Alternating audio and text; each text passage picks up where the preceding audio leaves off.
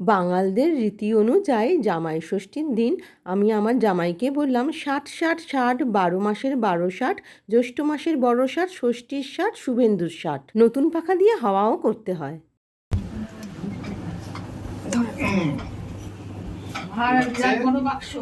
এটা একটা এমন জিনিস যেটা আপনার খুব কাজে লাগবে রিসেন্টলি। আমার তরফ থেকে এই আশীর্বাদটুকু গ্রহণ করো। আজকে আমি না বলবো না। আমাকে কাল রাতেই বলছে, আচ্ছা ইন্দ্রাণী, এই টাইমগুলো তোর কেমন লাগে, এই পুজোর সময়, জামাই ষষ্ঠীর সময়? আমি ওকে বলছি, তোর কেমন লাগে আগে বল। একদম ঠিক কথা, একদম 100%।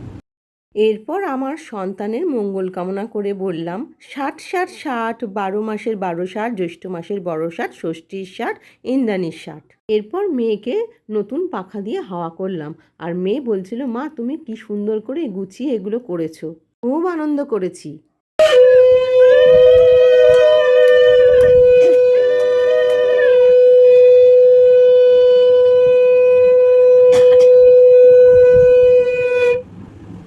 ফল মিষ্টি খাবো বলেই তো কাল রাত থেকে আমি হালকা খেয়ে আছি।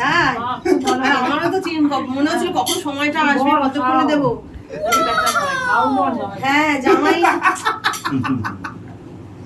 পুত্র সম জামাই। খাও খাও, ষষ্ঠীতে খাও পেট ভরে। আজকাল থেকে এটা তোমার আর আমার হাফ হাফ। হাফ হাফ কেন কমিয়ে নি? এসব বলা চলবে না।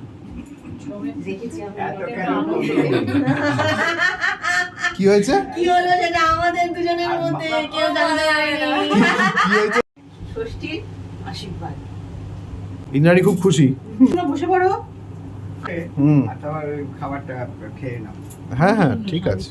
খুব ভালো লাগছে। এই হলো বাঙালদের জামাই ষষ্ঠী। খাওয়া দাওয়া কি হয়েছিল পরের শর্টসে দেখতে পাবে। কেমন লাগলো কমেন্টসে জানিও কিন্তু।